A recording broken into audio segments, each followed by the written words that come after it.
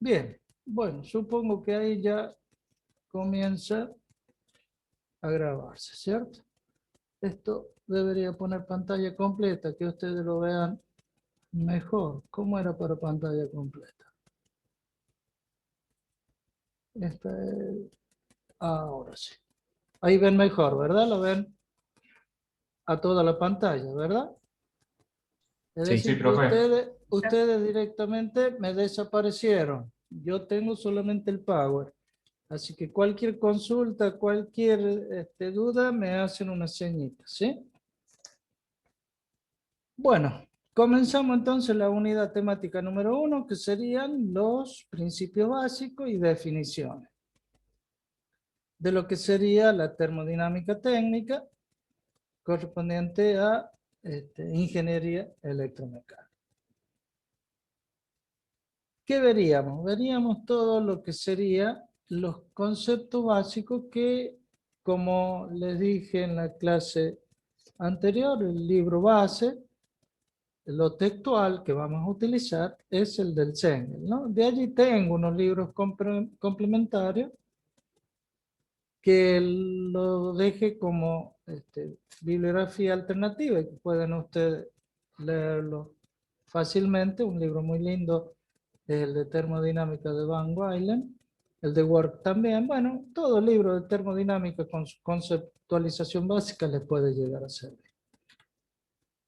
¿Cuál sería el objetivo de esto? Identificar entonces el vocabulario único que tiene esta materia. Como saben, toda la ciencia tiene un lenguaje particular que lo deberíamos dominar en la medida en que vamos avanzando en la materia, y ustedes deberían ir haciéndose de ese lenguaje temprano para poder de esa manera dominar bien e independizarse de estar buscando a qué se refiere cada uno de los términos, ¿no?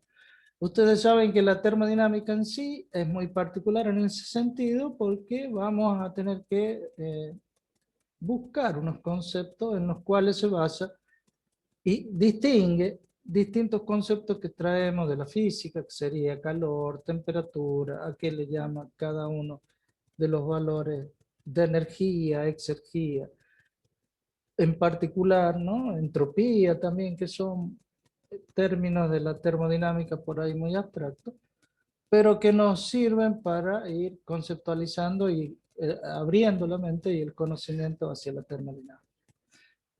A través de esas precisas definiciones conceptuales y básicas que nos dan para poder entender la termodinámica, tenemos que revisar fundamentalmente el sistema de unidades que ustedes ya lo han visto en física y lo tienen algo asimilado.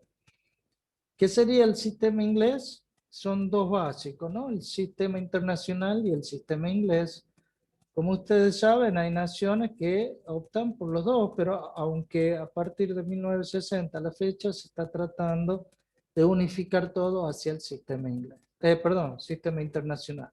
El sistema internacional que prácticamente ya está dominando la mayoría de como ustedes saben, se ha unificado la comunicación en forma global, y entonces esas unidades se están utilizando. Pero sin embargo, tanto los países anglosajones y el mismo Norteamérica están usando también lo que se da a llamar el sistema inglés, ¿no?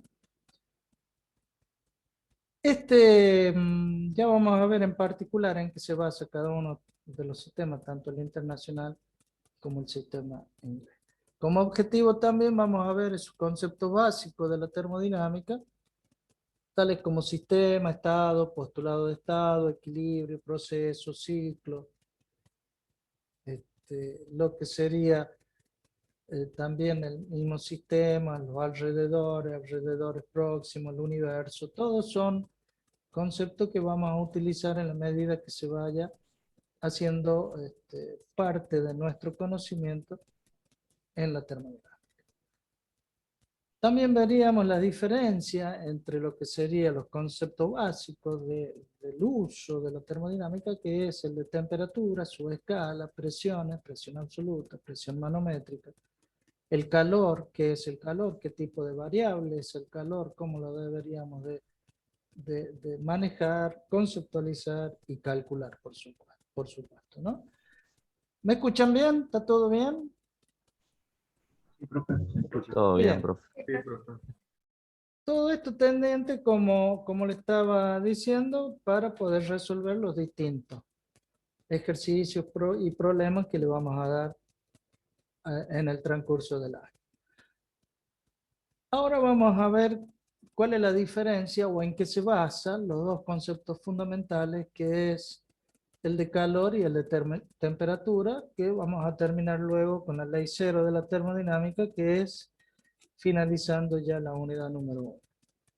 Pero mientras tanto vamos a ver a qué se refiere o qué estudia esta ciencia que nace allá por 1850 como ciencia, que en realidad viene desde 1690 más o menos, desde el estudio de la misma termodinámica. Miren, hay dos libros muy lindos, uno que se llama La historia de la termodinámica y la termodinámica en sí, de Engelborn. Le va a dar un pantallazo y un resumen bastante conciso y específico de lo que fue la termodinámica desde Newcomen y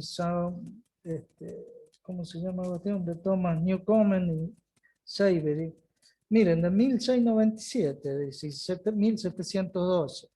Pero recién, en el año 1850, con los trabajos de William Rankine, Clausius y Lord Kelvin, que luego recibió mejor dicho, antes llamábase William Thomson, cuando estudiaba la termodinámica y demás, le dieron el, el nombre o categoría de Lord, quedó como Lord Kelvin.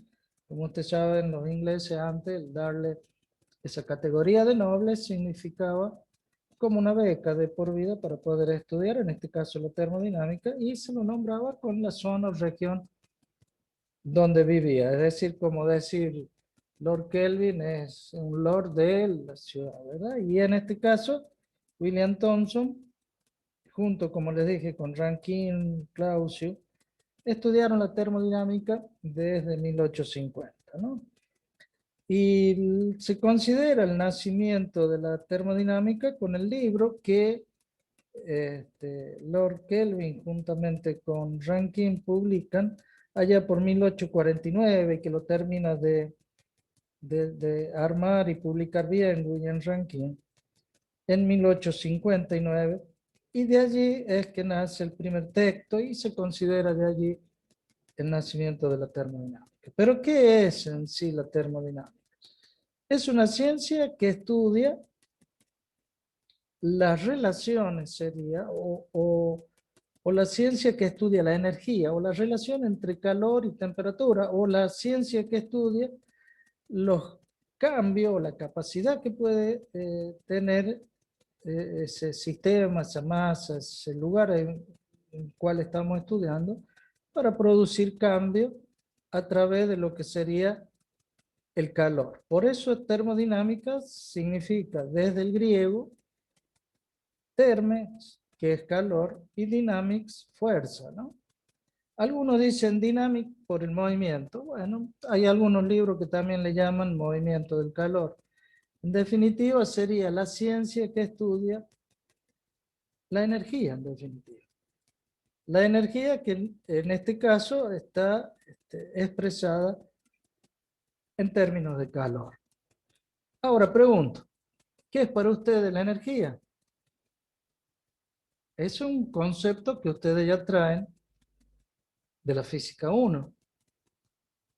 ¿Y por qué no también de la química, si en algún momento estudiaron las reacciones químicas o la termoquímica, que también trae el concepto de energía? ¿Qué es la energía? A ver, ¿quién me contesta? La capacidad para realizar un trabajo, de Bien, definición. sí. ¿Qué más? Aquello que no se puede crear ni destruir. También. Ya vamos avanzando hacia el primer principio. Muy bien. Está bien.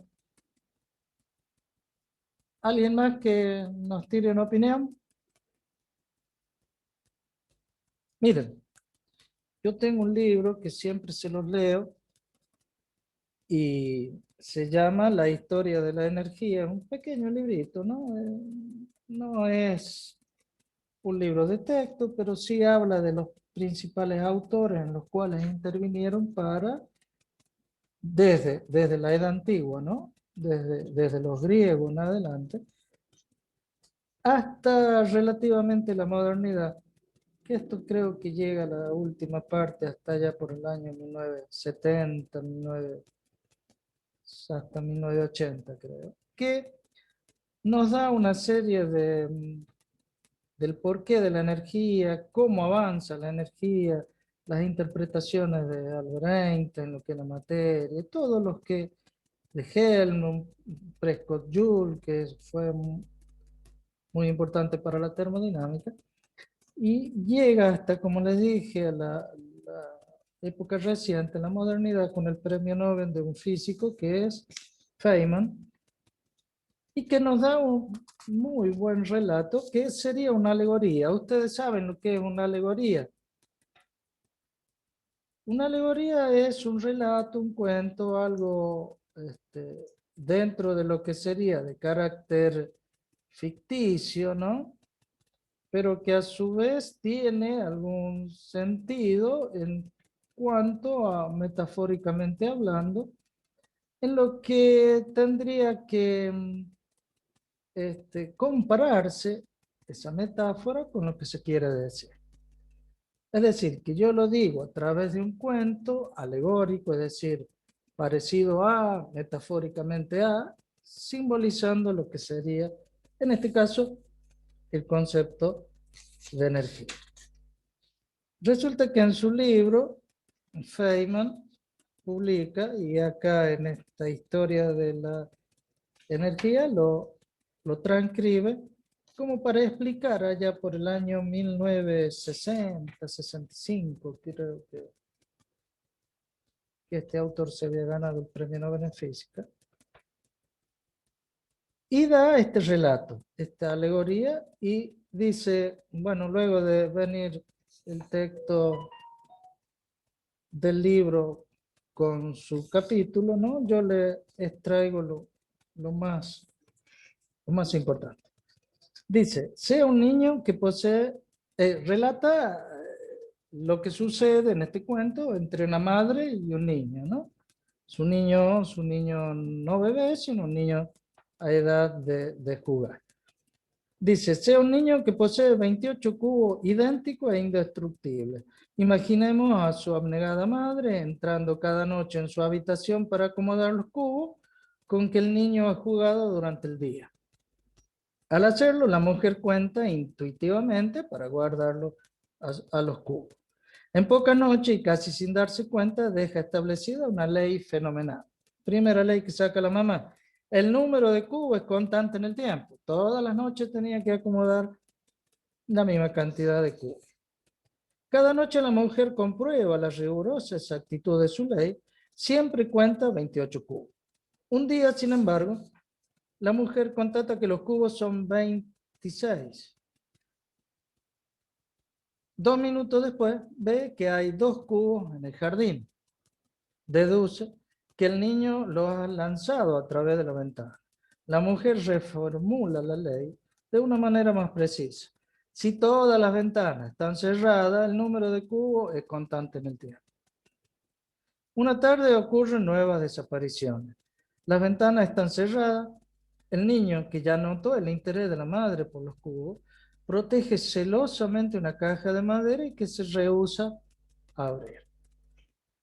La mujer leyó Piaget. Ustedes saben que Piaget es un autor que estudia la evolución psicológica del aprendizaje de los niños a medida que avanza su edad. Es decir, que no es un niño muy chico, sino un niño que ya está evolucionando, y tampoco es un niño en el cual distraído, sino que se dio cuenta de un serio aspecto.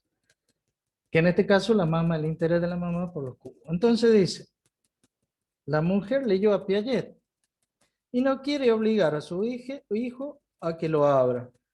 Inventa entonces una estrategia. Sabe, porque lo ha comprobado, que un cubo pesa 100 gramos. En un momento en que tiene a la vista los 28 cubos, pesa la caja. Constata que pesa 500 gramos. Cambia la nomenclatura de su ley, que ya la había reformulado, y escribe: número de cubo a la vista más el peso de la caja menos 500 gramos sobre 100 me debe dar una constante que era 28. Ya reformula la ley, fíjense ustedes, con nuevo saber. Una tarde, la ley tal cual quedó establecida no se cumple.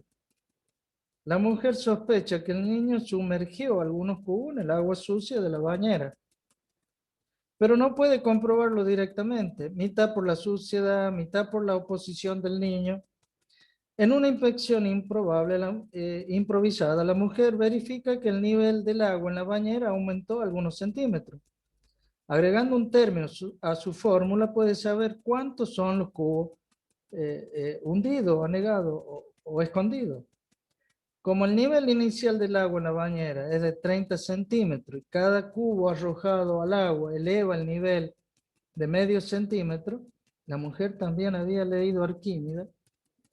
La nueva ley establece que el número de cubo a la vista, más el peso de la caja, menos 500 gramos sobre 100, más otro término que sería la altura del agua de la bañera, menos 30 centímetros, sobre 0,5, tiene que ser una constante igual a 28.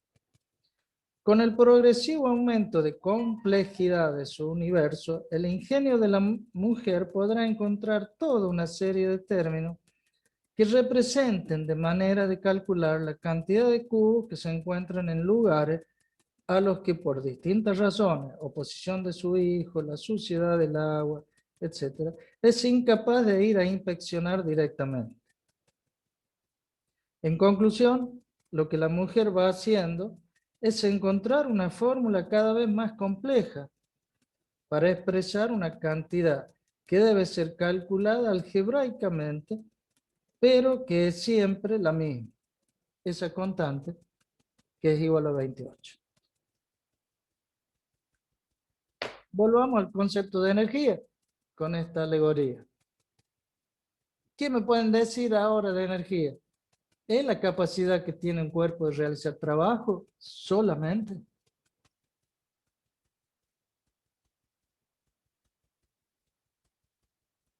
Este es un concepto que es cierto, por supuesto, que es verdadero, pero es muy antiguo, así como la del siglo XIX. Entonces avanzó los conocimientos hasta tal punto que podemos decir que hay partículas que no las vemos, que no las sentimos, pero que Einstein nos enseñó que llevaban esa masa a una determinada cantidad de energía. Quiere decir que a medida que el conocimiento avanza, más términos le podemos colocar a esa cantidad constante que bien dijo, ¿quién era que había dicho que aquello que no se puede crear ni destruir? Esa es la Yo, constante. profe. Eso es lo constante. Eso es lo que sabemos. Pero, ¿cuántos términos más les tenemos que agregar? Y a medida que avanza y evoluciona el conocimiento, le vamos agregando términos que nos dan las partículas más pequeñas, que nos dan la energía solar, que nos dan la teoría dual de la luz, que nos dan un sinnúmero de otros parámetros que a lo mejor todavía no los conocemos. Y que significan que la energía no es solamente aquella capacidad que tienen los cuerpos de producir trabajo, sino la energía se puede considerar como la capacidad para causar cambio. ¿Mm? ¿Cambia esa constante? No, bien como lo dijo recién, no. Esa constante siempre va a ser la energía total. Esa constante va a ser los 28 cubos de la alegoría, porque lo sabemos que lo tenemos del principio y que no se crea ni se destruye, pero lo mantenemos. Ahora, la sumatoria de todo siempre da 28. Y hay veces que no lo vamos a poder saber. Por eso es que se estudia y se está estudiando desde que nos enseñó Einstein con la teoría de la relatividad, en adelante, que la masa también nos puede dar energía y que la energía también puede ser masa. Es decir, en un determinado espacio, en una determinada masa, puede tener energía por la energía misma, ya vamos a ver los distintos tipos de energía, o por la masa. Los flujos másicos también nos pueden proporcionar una cantidad de energía. Y al hablar de ello, ya estamos hablando de las pequeñísimas masas, de las pequeñísimas partículas que aún no conocemos. Entonces, toda esa suma van a terminar a ser lo que nos enseña Feynman en su alegoría, las pequeñísimas partículas que nos van a ir dando los términos que faltan para esa variación de energía de entrada menos energía de salida. Estoy viendo que me olvidé una E en el Power. Les pongo tarea a ustedes que lo incorporen. Pero en ese cambio de contenido energético de un sistema, que era tanto la entrada menos la salida, la variación de energía, ¿verdad? Y esa variación y esa cantidad de energía que decíamos que ni se crea ni se destruye, se va agregando un término a medida que evoluciona el conocimiento científico, ojo, un conocimiento científico no metafísico, sino físico, disculpe, en el cual nosotros vamos viendo cómo va evolucionando el conocimiento y cómo podemos decir que la energía no solamente la capacidad de producir trabajo, sino de producir capacidad para producir cambio. ¿Y dónde? Y puede ser en lo que sería en esa masa, en ese sistema, en esa porción de universo, o puede ser en los alrededores, o puede ser en el universo. En el universo. Entonces, para ello deberíamos de empezar a ya hablar en los términos que corresponden, y habíamos dicho que este estudio y este estudio del calor y la dinámica y la fuerza del calor va a necesitar de determinadas leyes. Para ello tenemos un primer principio, que hay todo un tema, toda una unidad del primer principio, que nos habla justamente de eso, de la conservación de la energía, y que esa constante energética siempre es así, que no se crea ni se destruye, y que el cambio energético es igual a la variación entre la energía que entra menos la energía de salida, que nos va a dar esa variación, ese delta energético. Luego veremos una segunda ley. Bueno, terminando lo que es la primera ley, es una expresión de justamente esto, la conservación de esa energía, y que establece que la energía es una propiedad de esa porción de masa, de esa porción, de esa zona geográfica, de esa porción de estudio que nosotros tenemos. Luego tendríamos una segunda ley que también implicaría una unidad temática en el programa, que estamos hablando de la calidad de esa energía y la direccionalidad, no solamente la cantidad. Es un muy buen principio que es muy utilizado porque nos baja a la realidad todos aquellos conceptos teóricos que lo estábamos tratando tanto en el primero como la ley cero. Desde estos dos puntos de vista, tanto de la primera y segunda ley, vamos a ver que necesitamos, como les hablaba recién, del estudio, fíjense ustedes, hasta las microscópicas partículas en las cuales a nosotros nos simboliza una determinada masa que puede llegar a tener, que tiene una determinada cantidad de energía. Al estudiar estas microscópicas partículas, algo muy pequeñísimo, estamos en presencia entonces de lo que es la termodinámica estadística, que lo hace desde un enfoque de grupos de partículas muy pequeñas e individuales, microscópicas, lo cual nos hace estudiar más bien desde el punto de vista estadístico todo lo que sería la termodinámica. Esto sería una termodinámica estadística, una termodinámica muy puntual que se estudia muy puntillosamente con ecuaciones muy particulares. Y luego está también la termodinámica clásica, que tiene un enfoque más general, más macroscópico, que es el que nosotros vamos a utilizar en esta materia, en el cual hacemos un promedio de todas aquellas partículas. Ya vamos a ver el concepto de temperatura, el concepto de presión, el concepto mismo de volumen. Se hace un promedio de todo este homogéneo, que ya vamos a ver de qué se trata, para hacer los estudios más bien macroscópicos, ¿no? Este enfoque macroscópico que nos lleva al estudio de la termodinámica clásica es lo que nos va a permitir a nosotros conceptualizar lo que sería la primera, segunda ley y la tercera ley, incluyendo la ley cero. ¿Mm? ¿Alguna duda? ¿Inquietud? ¿Me entendieron la alegoría? ¿Cuál es la metáfora? ¿Cuál es la moraleja de la alegoría? Que siempre que haya alguien que estudie, investigue nuevos conceptos, nuevos enfoques, nuevos parámetros de esa energía, vamos a tener que ir agregándole a esa constante, a ese valor constante que es la energía, un término que proviene de los nuevos conocimientos adquiridos. ¿Se entiende? Es decir, que no está mal el concepto de que energía es todo aquello que produce trabajo, la capacidad de producir trabajo. Es una parte.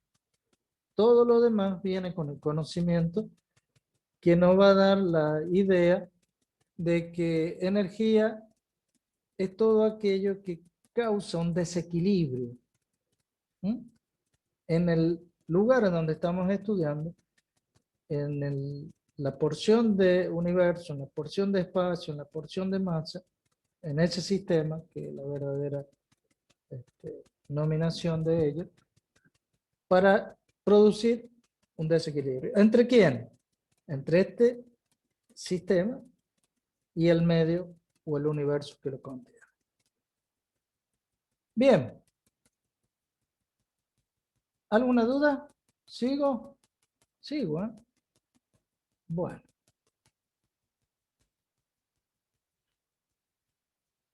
¿Cuáles son o a dónde aplicaríamos la termodinámica? Y fíjense las áreas. Esto es extraído del Schengel, ¿no? Típico del, por lo menos la sexta y la séptima edición. La octava todavía no tengo el primer libro, tengo el segundo, recién pude conseguir el segundo, pero bueno, casi siempre sabe ser lo mismo. Fíjense que lo aplicamos desde lo cotidiano, desde lo habitual, desde la casa nuestra misma, la vida cotidiana. Por ello tenemos la fotografía de una vivienda donde podemos tener calefacción, aire acondicionado ahora en verano, podemos tener la misma, en el mismo baño dice una regadera para ello la lluvia, en fin, colectores solares. Fíjense ustedes que tienen una serie de elementos utilizados en lo habitual en la casa, que es termodinámicamente establecido y un estudio preestablecido de los fabricantes, por supuesto, para que ustedes lo puedan utilizar cómodamente. Vemos que tenemos un sistema de refrigeración, un sistema de aire acondicionado, el mismo automóvil que después vamos a ver en una materia del año que viene, que es máquinas térmicas, cómo se mueve a través, bueno, en la actualidad está utilizando los motores eléctricos, pero al último la electricidad, como ven ustedes, proviene de plantas eléctricas que proviene generalmente menos costoso de hidrocarburos, gas natural o de biogás, que nos van a producir en una turbina de vapor electricidad. De esa manera, fíjense cómo vamos desde lo habitual, cotidiano de una vivienda, hasta lo más complejo que sería, porque no en una, no lo quise complicar, pero en una industria, por supuesto, plantas siguen, lo van a ver los ejemplos en el libro. El cuerpo humano, es verdad, también somos una máquina térmica perfecta. Plantas de energía, plantas industriales, aviones, bueno, van a ver una serie de otros ejemplos en el libro, pero para que vean ustedes el campo de acción y de aplicación que tiene entender la termodinámica, ¿no? Para ello tenemos que estudiar una serie de dimensiones y cada una de esas dimensiones tienen asignadas magnitudes que van a ser las unidades de esas dimensiones. Esas dimensiones que a su vez las traducimos en unidades para que determinen sus magnitudes. ¿Cuánto vale sería la magnitud de esa dimensión en unidades? ¿Me entiendes? Es decir, la dimensión longitud, por ejemplo. ¿Cuál es la magnitud? La cantidad que podemos medir en su unidad, que sería el metro, por ejemplo. Puede ser el centímetro, ¿sí? Entonces, esa dimensión, que es lineal, lo podemos poner una magnitud a través de una unidad y vamos a saber cuántas unidades tiene esa magnitud de esa dimensión. No sé si me entendieron o se los compliqué. Pero nosotros necesitamos saber de esas dimensiones qué cantidad en magnitud de su unidad tiene, ¿verdad? Entonces, vamos a ver que tenemos una serie de dimensiones que son primarias o fundamentales y tenemos dimensiones secundarias o derivadas de las primarias que son las que se pueden obtener por razón o por producto de las ya primarias establecidas. Por ejemplo, las primarias fundamentales serían, entre otras, ¿no? La masa, la longitud, el tiempo, la temperatura. Y las dimensiones secundarias podríamos considerar, por ejemplo, una velocidad que es el cociente de esa magnitud, longitud en función del tiempo. O puedo tener un volumen, que es una longitud en sus tres dimensiones, medimos largo, ancho y el espesor, y vemos que me va a dar en esa dimensión, que sería la longitud, expresada ya sea en metros, centímetros, en la unidad que ustedes lo vayan a utilizar, al cubo, porque es un volumen que se obtiene por producto. Ahí puse dos ejemplos, uno que puede ser una razón, y otro que puede ser de producto, y que son dimensiones de tipo secundario. ¿Me entendieron? Vamos a ver cuáles son. Entonces, para tener esas dimensiones, cada una con sus unidades, se puede utilizar lo que se dan llamar los sistemas de medición, los sistemas en los cuales vamos a establecer sus unidades. Y tenemos sistema métrico internacional, que es un sistema simple, lógico, que se basa en la relación decimal de cada una de ellas. Mientras que el sistema inglés es un sistema más bien, si se quiere, arbitrario y sistemático para obtener las distintas unidades, ¿no? Es por esto que arbitrariamente en el sistema inglés no tiene esto de la relación decimal, sino que se dice cuánto vale una pulgada, cuánto vale un pie, cuánto vale una milla, cuánto vale un cuarto de milla, que es igual a un galón. Son medidas que, si se quiere, arbitrarias, porque en su momento fueron útiles para el estado del conocimiento y la ciencia en ese momento. El nudo, por ejemplo, cómo miden la velocidad de los barcos, y todavía se mantienen, pero eran cómo medían a través de nudo, que hacían, y iban a medida que avanzaba la nave, ¿no? Uno por ahí cree que no lo utilizaban, pero sí, son maneras de medir unidades arbitrarias, por supuesto, ¿no?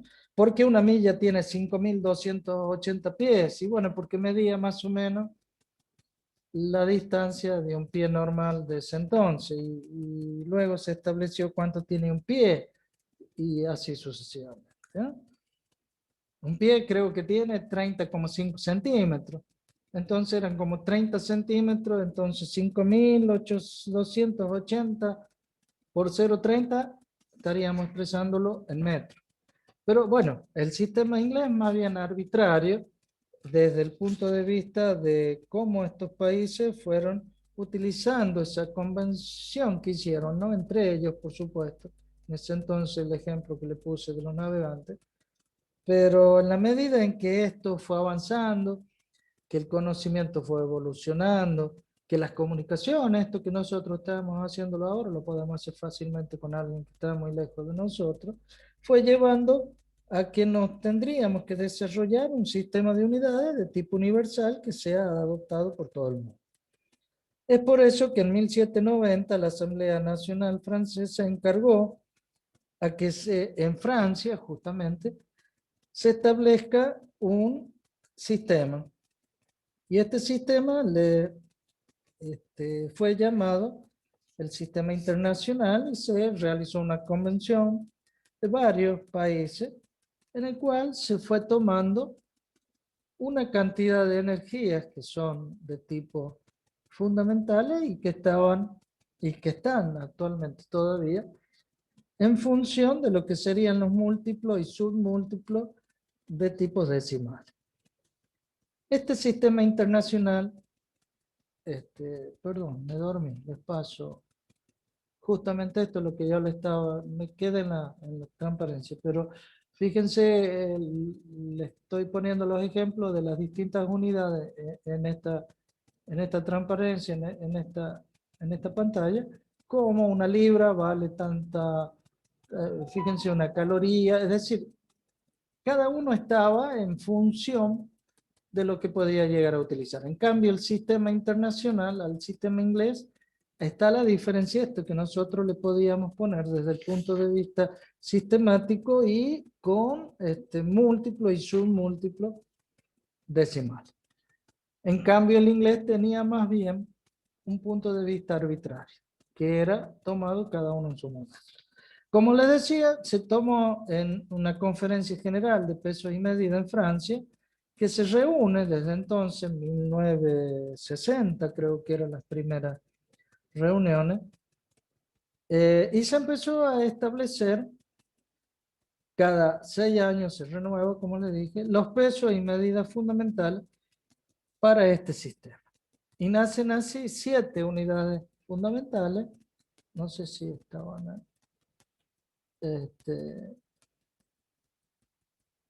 que, bueno, más adelante lo voy a ver más específicamente, pero sería el metro, el kilogramo, el segundo, el ampere, el grado Kelvin, la candela y el mol. Atrás, más atrás está, profe. Ahí ¿Ya la estaba el pasé? cuadrito. Sí. Ahí está.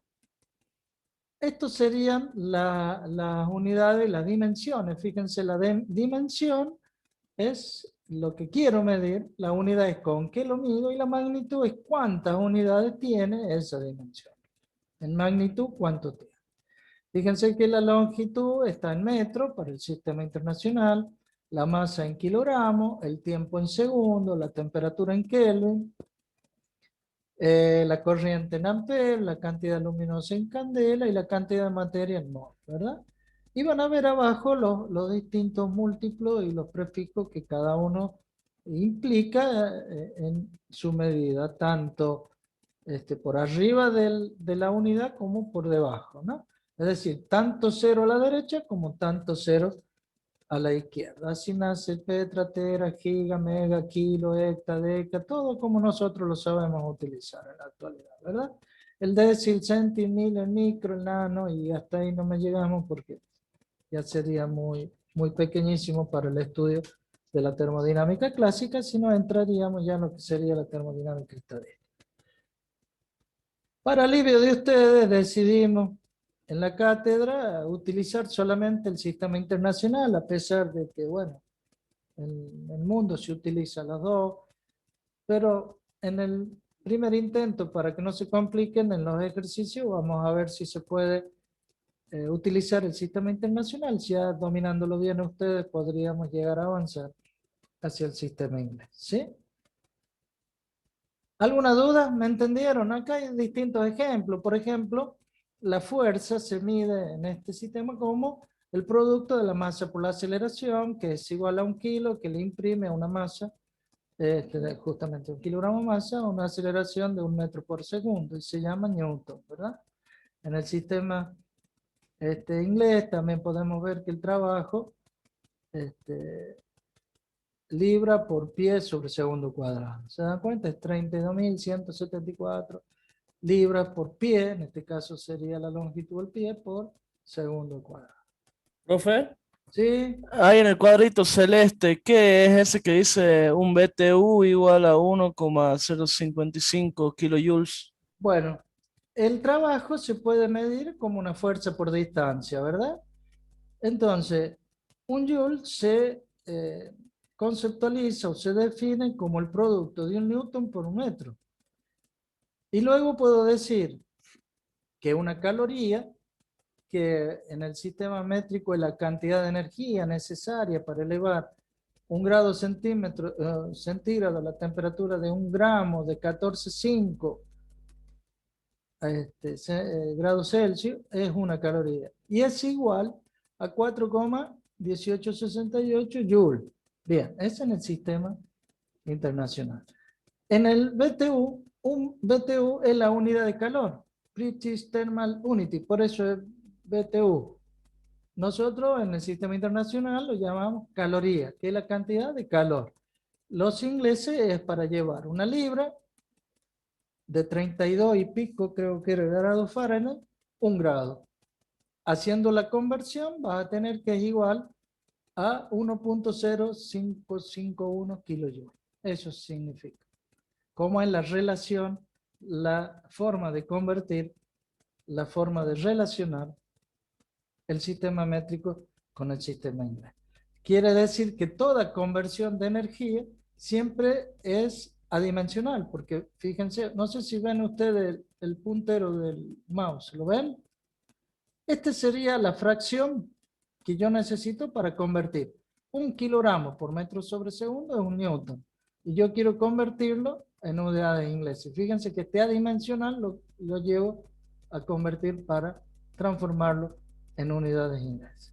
Esa es la forma de transformar las distintas unidades del sistema inglés al sistema internacional. Siempre tenemos ese factor de conversión que es adimensional en función de lo que queremos transformar. Una libra, por ejemplo, es igual a 0,454, lo sabemos redondear, kilogramos. ¿Sí? Siempre tratamos de que, o 1 kilopascal es igual a 1000 newton por metro cuadrado. Siempre tratamos de que queden los factores adimensionales y en unitario. ¿Mm? Siempre ese factor de conversión son unitarios y se usan para los cambios de unidad, para los distintos cambios de unidades que ustedes van a necesitar. Como por ejemplo paso acá de pie a metro, de libra a kilo y así sucesivamente. ¿Me entendieron? Fíjense ustedes, una libra acá está bien expresada. Una libra que del sistema inglés es igual a 0,454 gramos, kilogramos, que serían 453,59 gramos. Un pie es igual a 0,3048 metros y así sucesivamente. Estas son las relaciones en el caso de longitud. Esta sería la relación en el caso del calor. Y esta sería la relación de fuerza. La fuerza en el sistema internacional está dado por el producto de la masa por la aceleración, mientras que en el sistema inglés se considera un kilogramo fuerza. Ahí está también una de las diferencias. En el sistema inglés tienen que tener en cuenta lo que es un kilogramo fuerza por un lado, que es aquel que aparece con una flechita en la parte superior, y lo que es un kilogramo masa. En cambio, nosotros para obtener la fuerza, por ejemplo, tenemos que multiplicar la masa por su aceleración de la gravedad en un determinado lugar. Bien, fíjense que en el sistema internacional, un newton como es 1 kilogramo por la aceleración de un metro, mientras que en el inglés es 32.174 libras, que equivalen a 1 kilogramo, a un pie por segundo cuadrado. Bueno, ahí me quedo en inglés. Después le ponen a ustedes la definición de unidad. Profe, Bien, ¿es sí, 32.174 o es 32,174? 32,174 libras por pie sobre segundo cuadrado. Más de 10, me parece un montón. Sí, sí, 32 es una coma. También me lo cambian, ¿no? Bueno. Bueno, entonces queda que el newton es igual a 1 kilo en la masa de 1 kilo acelerada a 1 metro sobre segundo cuadrado. Luego, fíjense ustedes, 1 newton por metro es 1 joule, que es unidad de trabajo. Y ese trabajo en unidad de segundo, bueno, ya no lo quise complicar. ¿Qué sería? Si yo realizo trabajo en una unidad de tiempo, potencia, y esa potencia sería el vatio, que sería joule sobre segundo. Y por supuesto, kilovatio sería kilojoule por segundo. A ver si no lo tengo más. Ah, ahí está. En el segundo ejemplo, un vatio sobre 1 joule sobre segundo es 1 exactamente. Y si quieren expresarlo en kilo, 1 kilo son 1000 newton por metro, que es 1 joule. Y así sucesivamente, ¿sí? Depende de los factores o hasta qué unidades ustedes lo quieren expresar. Van a ser la cantidad de factores que vayan a colocar para la transformación. Profe, y también existen factores así para las distintas unidades de temperatura, ¿no? Sí, señor, sí. Ya vamos a ver si justamente en esta unidad, cuando tratemos la ley cero de la termodinámica, también vamos a ver las escalas de temperatura. La escala termodinámica, la escala Celsius, la Fahrenheit, la Rankine, todas las escalas de temperatura. La vamos a ver y su relación de transformación, que también son de tipo arbitraria en el caso del sistema inglés, ¿no? Pero bueno, en cambio en el sistema internacional toman puntos fijos que son medibles y teóricamente medibles igual en cualquier parte del mundo. Por eso el sistema internacional lo tomó allí en Francia, donde se empezó a hacer las convenciones de esto de energética. Miren que en la actualidad hay que seguirlo. Hay muchos cambios y muy buenos en cuanto a establecer los patrones que allí en Sèvres, Francia, los tienen, ¿no? Antes tenían un metro de un material especial, creo que era platino iridio, como el metro patrón, y ahora se está tomando como la radiación de, no me acuerdo qué, rubidio creo que era, en una determinada longitud de onda. ¿Cuántas longitud de onda entran al incentivar este material para que produzca esa radiación? Es 1 metro, ¿no? 86.000 y pico. Bueno, yo los dejo para que investiguen ustedes, ¿sí? Y así se pueden obtener en manera un poco más detallada y científicamente. ¿Por qué? Porque la idea es reproducir en cualquier lugar del planeta exactamente las mismas unidades. Y por ahí teníamos que mandar nosotros pesas patronas a este laboratorio, la comparábamos con ellos, nos mandaba, tiene INTI, una determinada pesa y metro y demás, que va comparando con los demás, ¿no? Todo eso hace que conlleve, aparte del gasto, una serie de errores, lo cual puede llegar a tener económicamente alguna importancia. Entonces lo que se hace es buscar patrones en los cuales sean perfectamente repetibles en cualquier laboratorio, por supuesto certificado, en este caso por las entidades correspondientes, ¿sí? En nuestro caso creo que es el INTI, y que está basado también en las normas que le va a dar el IRAN, Instituto de Racionalización, ¿no? Pero sobre todo el INTI, el que se maneja con ese tipo de nomenclatura y de patrones, ¿no? El INTI es el Instituto Nacional de Tecnología Industrial. Bien, ¿alguna otra duda? Sí, ya veríamos, alumnos, la conversión de temperatura, porque primero hay que ver el concepto de temperatura, el concepto de la ley cero, que se llama ley cero porque ya se había formulado la primera y la segunda ley de la termodinámica, y como el tiempo en que se estudió fue posterior a la ya primera y segunda ley establecida, se le llamó 0, ¿no? Pero en realidad, para el estudio conceptual y el estudio sistemático de la materia, debería haber sido el primero que se estudie, ¿verdad? Pero bueno, así está dada la historia, y así fue en llamarse, se llamó y se mantuvo. ¿Qué sigue? A ver. Vamos a entrar en lo que serían los conceptos básicos que utilizamos, que serían los conceptos de sistema, el concepto de volumen de control, que es un sistema abierto, un sistema cerrado. ¿Qué es un sistema? Un sistema es una porción, es una cantidad de materia o región del espacio elegida para su análisis. Los alrededores, fíjense que el sistema está circunscripto, está determinado o está limitado por una frontera, y esa frontera que puede ser una superficie imaginaria o puede ser una línea, que teóricamente no tiene ni masa ni peso, es lo que separaría del alrededor. El alrededor es el lugar próximo que tiene el sistema, y el que contiene a los dos, alrededor y sistema, se le da en llamar universo, ¿no? Bueno, acá no lo puse, pero la bibliografía por ahí me lo denota, que universo sería hablando matemáticamente en teoría de conjuntos, lo que une, lo que engloba, lo que incluye al alrededor, al sistema, juntamente con la frontera.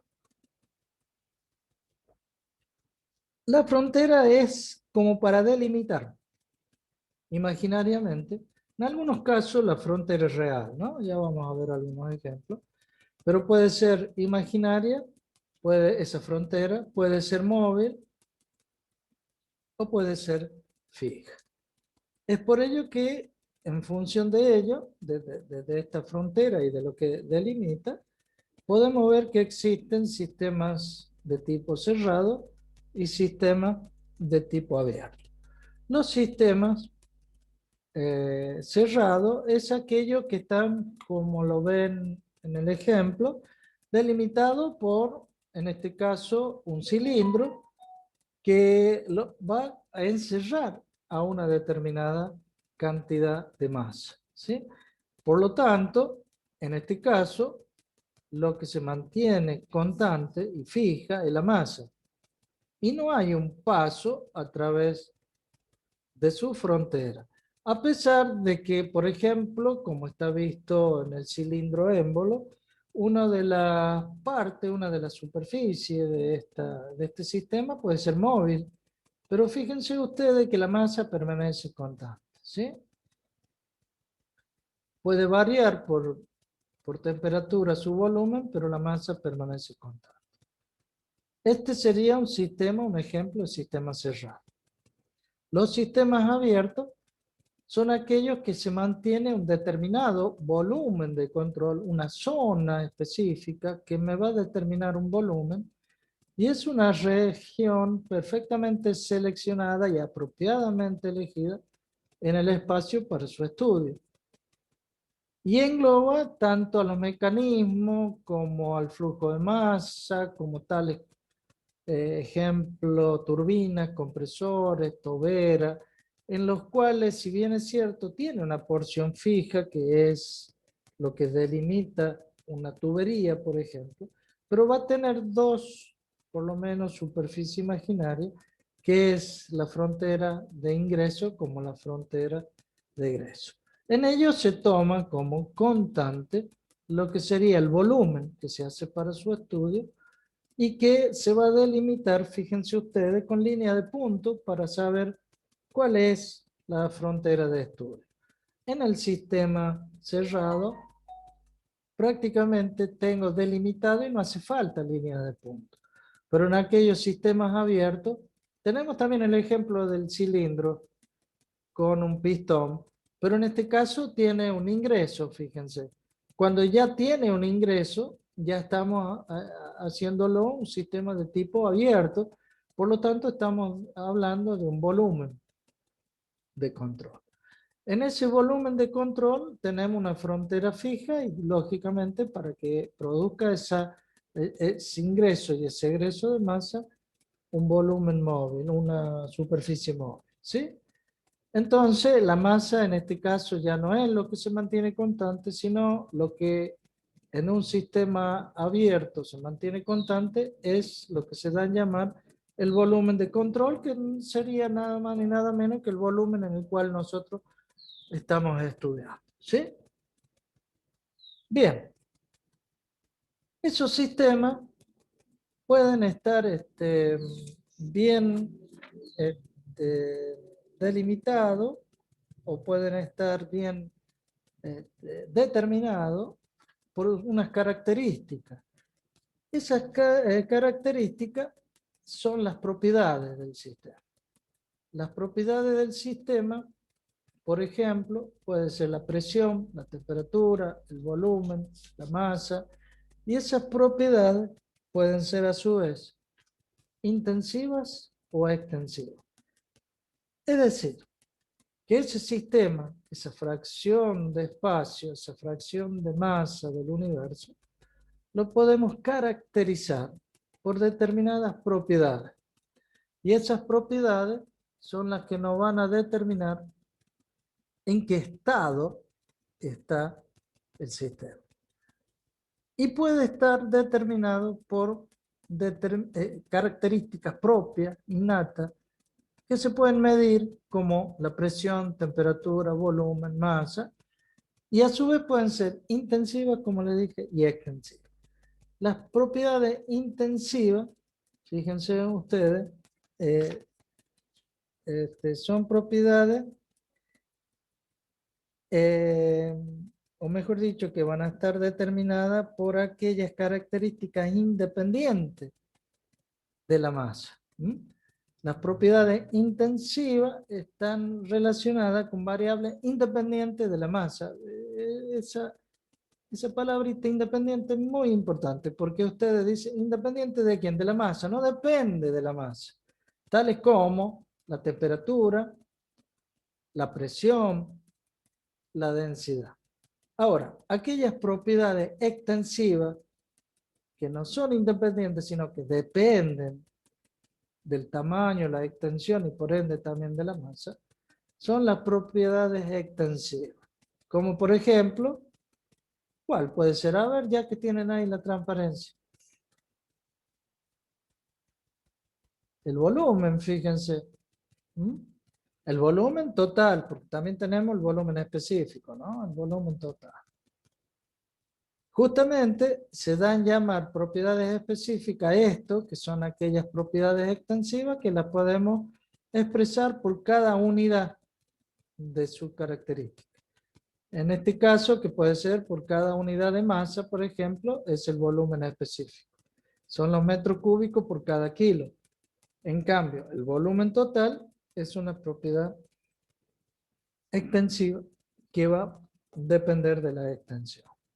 Un ejemplo que muy claro lo pone el libro. ¿Qué pasa si un sistema lo dividimos en dos, como ustedes ven en el ejemplo? Las propiedades que no dependen de esa extensión o de esa división, si lo quieren llamar así, van a ser ¿cuáles? La temperatura, la presión, porque ustedes, aunque separen dos fracciones, siempre lo van a tocar y se van a quemar si está caliente el mate, por ejemplo. Por más que sea mate chico o mate grande, va a tener la misma temperatura, ¿verdad? En cambio, en aquellas propiedades en las que los separamos, como puede ser el volumen, va a depender de esa separación, porque el volumen total se va a obtener juntando los dos medio volumen. ¿Sí? ¿Me entienden? O la media masa. La masa total va a ser igual a la masa que es la sumatoria de las dos masas que se llevó cada una de las fracciones. Entonces, esas propiedades que son intensivas, independientes de la masa, y extensivas, que dependen del tamaño o extensión y como tal de la masa, y por supuesto el volumen, lo podemos expresar, estas propiedades extensivas en específica, cuando son las extensivas expresadas por su unidad de masa o su unidad de volumen. ¿Se entiende? ¿Alguna duda? Pregunten. Profe, si se considerara también el peso como propiedad, sería también una propiedad extensiva. Claro, porque el peso es el producto de la masa por la gravedad del lugar. ¿Mm? ¿Sí? El peso va a depender de la división. Si yo separo 1 kilo de manzana, que si supongamos que sean 4 manzanas, me van a quedar 2 manzanas por un lado y 2 manzanas por otro. Juntándolo, el peso de 1 kilo va a ser igual al producto de las 4 manzanas por la gravedad del lugar. Sí, señor, muy bien. ¿Alguna otra duda? ¿Sigo? Bueno, Sí, profe.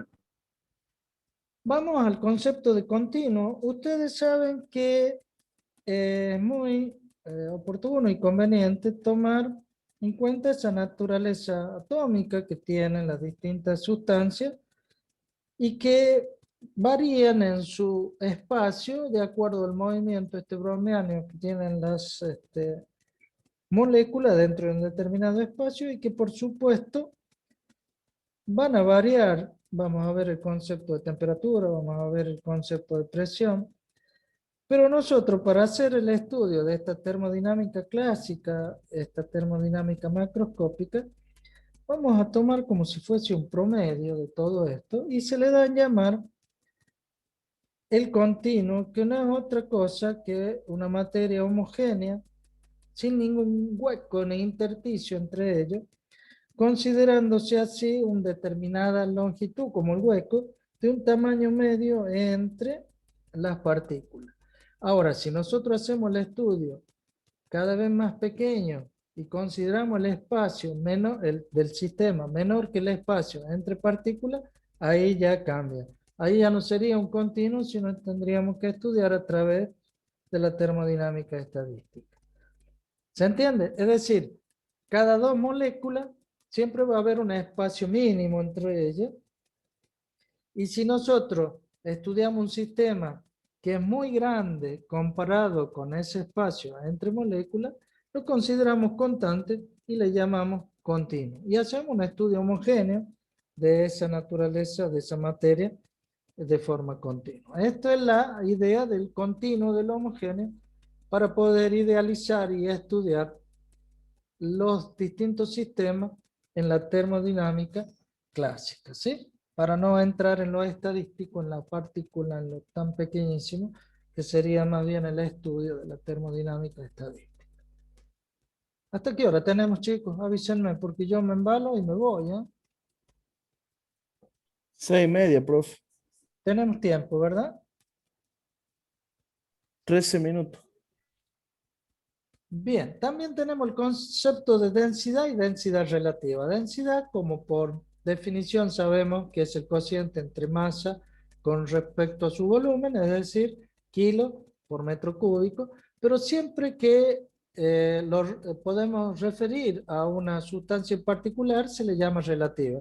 En este caso, nosotros lo hacemos con respecto al agua lo consideramos como densidad 1, y todo lo demás relativo a el agua lo consideramos, a pesar de que le ponemos las unidades de densidad, pero es correspondiente o relativo a la densidad del agua, ¿sí?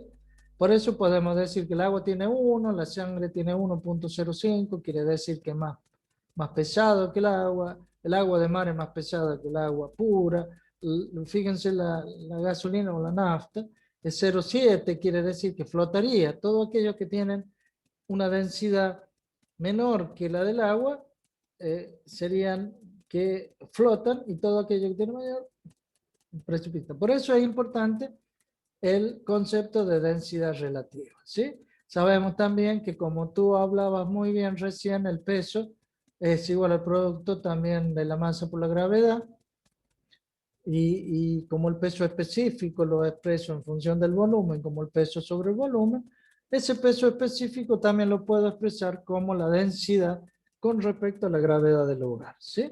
Es decir, que el peso específico no va a ser el mismo en todo lugar, sino que va a depender de la gravedad del lugar. Siempre considerando en una determinada porción de la biosfera, ¿no? Hablando de tantos metros para abajo el nivel del mar y tantos metros superior en la atmósfera. No recuerdo cuál era la distancia, pero se tomaba una determinada longitud hacia arriba y hacia abajo. Por ejemplo, dice que a determinada altura, como por ejemplo nosotros, el agua no vaya a hervir a 100 grados, sino a 98 grados. Eso va a depender de la altura que tenemos con respecto al nivel del mar, ¿sí? Lo mismo pasa también con la temperatura. A medida que asciende a la biosfera, va reduciendo, creo que cada 100 metros, si mal no recuerdo, era 1 grado Celsius, va disminuyendo la temperatura y así sucesivamente. Pero bueno, esas son las relaciones que vamos a ver ya en su momento para hacer el estudio de una de las últimas bolillas ya por el segundo cuatrimestre, que sería mezcla de gases y mezcla de vapor en el estudio del aire, que es muy importante desde el punto de vista termodinámico para el estudio de la carta psicométrica, ¿no?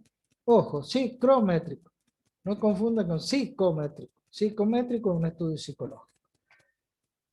Bien. Estado y equilibrio, Profe. ¿sabes? Sí, Yo una pregunta. diga. En física 1 me habían preguntado la masa, cómo es con el peso, cómo es con relación al peso a nivel del mar, si era igual, mayor o menor. Qué linda pregunta. Y siempre me quedó la duda, yo decía que era menor la masa que el peso, No, pero porque es relativo. Como yo llevo, mira, esto es muy fácil.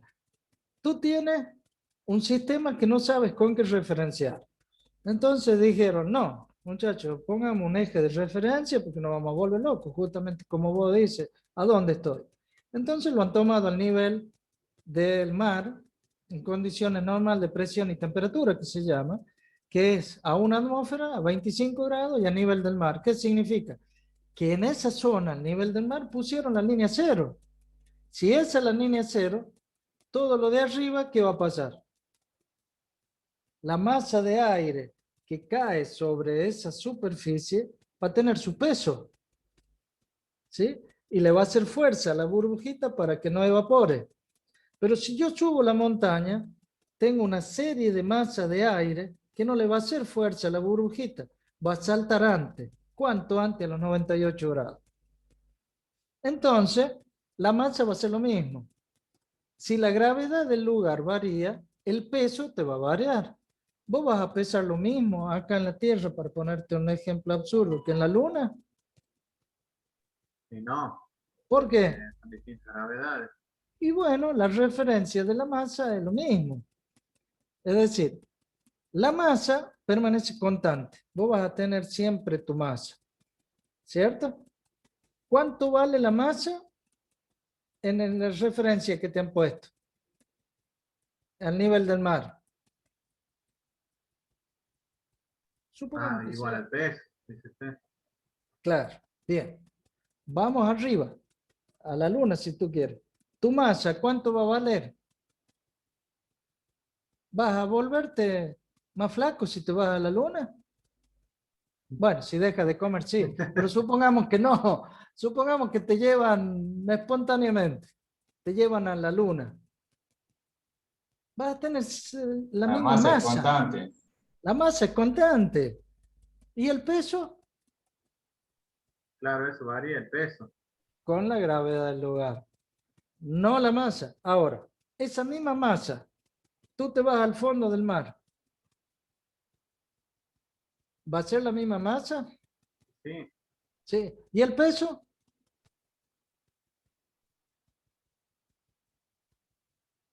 ¿Menor o mayor? Y le vas a tener que sumar toda la columna de Tienes agua que que sumar la ahora... columna de aire más la columna de agua. Exactamente. Es decir, que vas a pesar mucho más. Por eso, a los buzos que van al fondo del mar, le ponen trajes especiales para que no les revienten los órganos, porque esa presión extra que recibe el cuerpo puede dañarte la salud. La masa va a seguir siendo la misma, pero el peso es el que va a variar. ¿Entiendes? Ahí viene la confusión de masa y peso.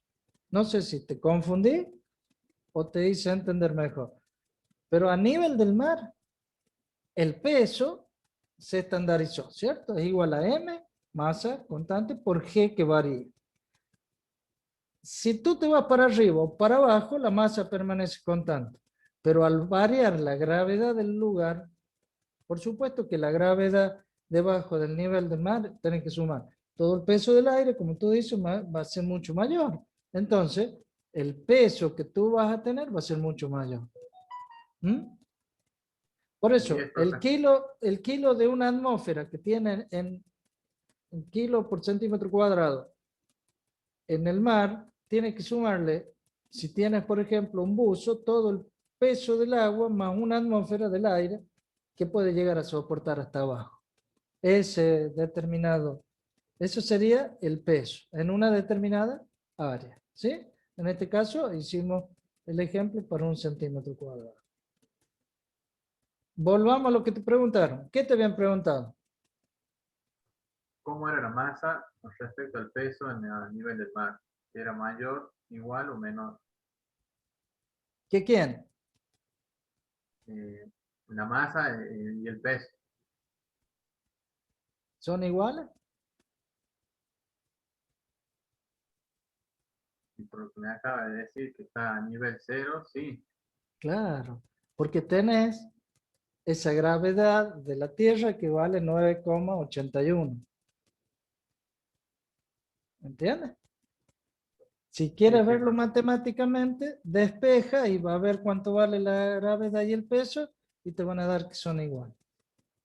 Está lindo, ahí a donde extraño el pizarrón, ¿ves? Pero va a demostrar que el peso y la masa a esa gravedad del lugar son iguales.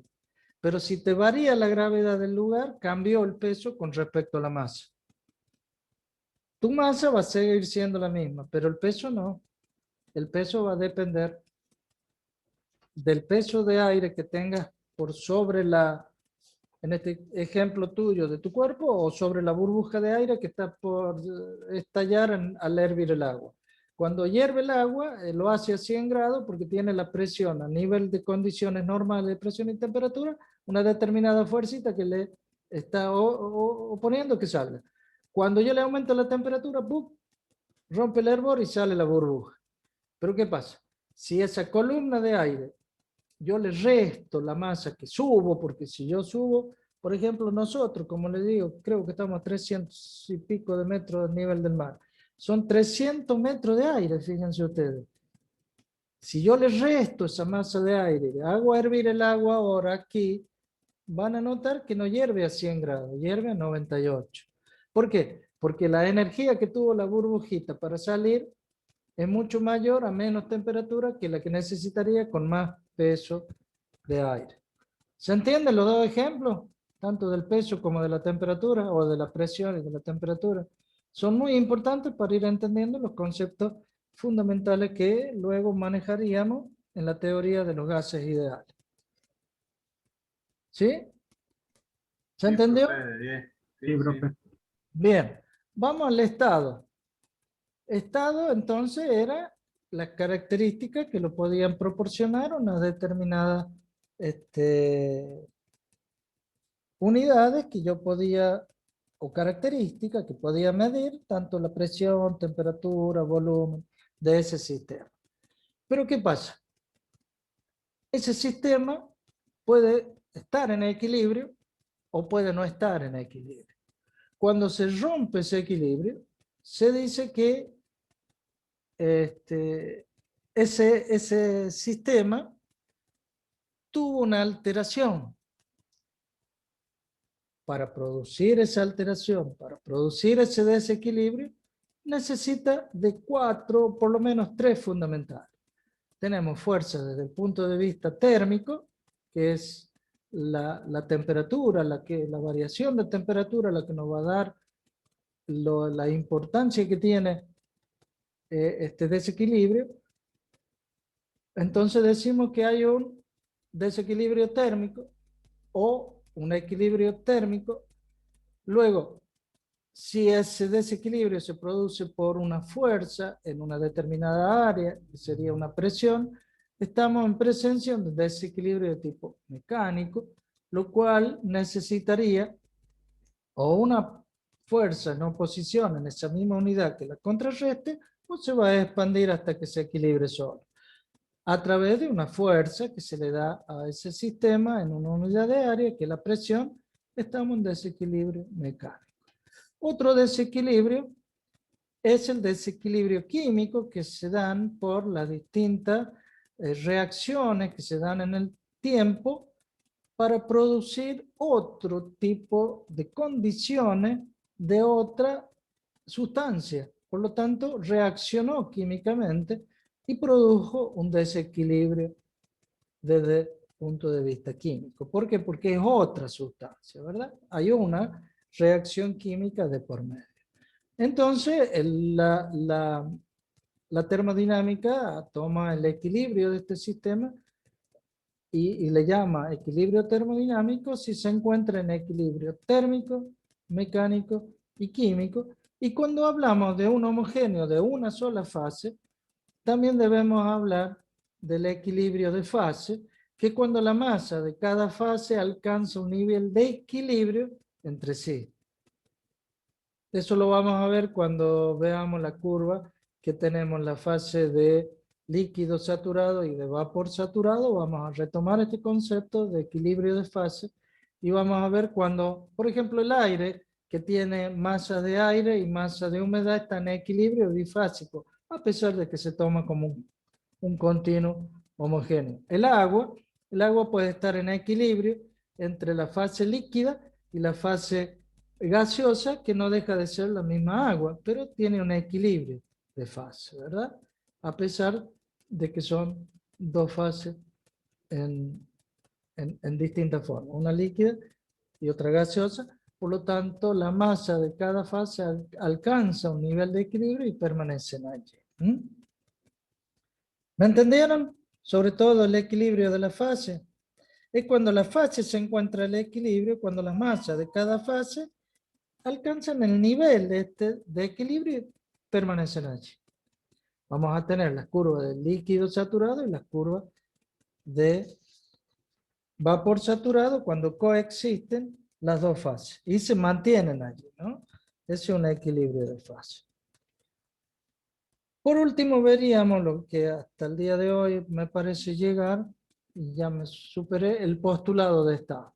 Sería el postulado de estado cuando un sistema se encuentra o cuando un sistema lo podemos llamar en el estado en el que se encuentra. El estado de un sistema simple, compresible, está completamente especificado por dos o más propiedades intensivas independientes. Quiere decir que con dos propiedades intensivas independientes yo puedo establecer el estado, las características de ese sistema. ¿Cuál sistema? Un sistema simple, compresible. Con M, ¿eh? Compresible, no de comprender. De comprimir, que sea compresible simple.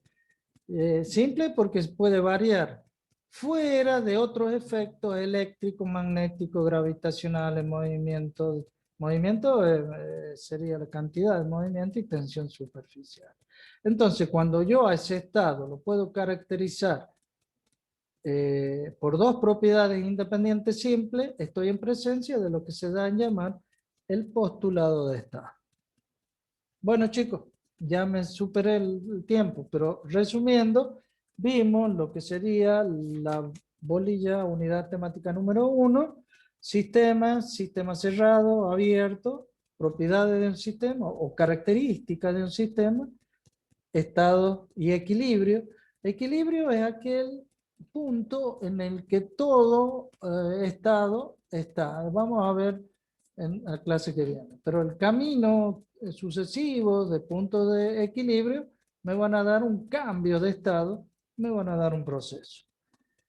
Vimos por último el postulado de estado que establece las características de un sistema que me dice que a través de dos características independientes yo puedo establecer esas propiedades de ese sistema siempre y cuando ese sistema sea comprensible y simple. ¿Dudas? ¿Inquietudes? Bueno, chicos, ya tengo su nombre. Considero esto como si fuesen la totalidad de alumnos. Si hay alguien que falta, por favor, díganle que me mande un mensaje. Así lo agrego en la planilla correspondiente. ¿Sí? No sé si tienen alguna duda, algo más para aclarar. No, de mi parte, profe. No, de parte tampoco. Bueno, entonces nos estamos viendo. Yo recuerden que les doy todos los jueves a partir de las 17 horas, ¿no? El ingeniero Abdala le va a dar los días martes, ¿era? Sí, A profe. partir de los días Martes martes. 7:15 en adelante. Claro. Termodinámica técnica a las 19:15 hasta 20:45. Él le va a dar también una parte introductoria de todo lo que vimos hoy como resumen y van a empezar a ver algo del sistema internacional de medidas como para que lo vayan manejando. ¿Sí? Bueno, sin más por tratar, lo dejo para que ingresen a la nueva clase, ¿eh? Que ya lo veo al ingeniero Carán, que siempre le estoy robando minutos. Lo que no sé es cómo dejar de grabar, chicos. ¿Cómo hago para parar la grabación? ¿O ya la pararon ustedes? ¿O no se grabó? Bueno, la verdad que no sé. Si no lo dejo No, grabando, aún sigue ingeniero. grabando, profe. Bueno, ¿cómo la paro? Díganme. Acá dice.